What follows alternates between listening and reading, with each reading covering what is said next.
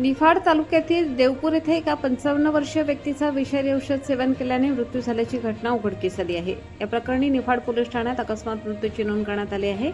मृत व्यक्तीचे नाव भगवान दशरथ काठे, वय 55 वर्ष, राहणार देवपूर, तालुका निफाड, जिल्हा नाशिक असे आहे। पोलिसांनी दिलेल्या माहितीनुसार संबंधितांनी दिनांक 7 मे 2026 रोजी सायंकाळी सुमारे 5:30 वाजेच्या सुमारास आपल्या राहत्या घरी काहीतरी विषारी औषध सेवन केले होते। त्यानंतर त्यांना तात्काळ पानगव्हाणे हॉस्पिटल निफाड येथे उपचारासाठी दाखल करण्यात आले।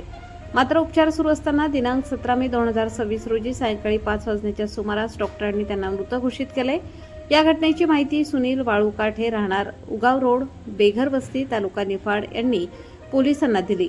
त्यानुसार भारतीय न्याय संहितेच्या कलम 194 प्रमाणे अकस्मात मृत्यूची नोंद करण्यात आली असून पुढील तपास पोलीस करीत आहेत।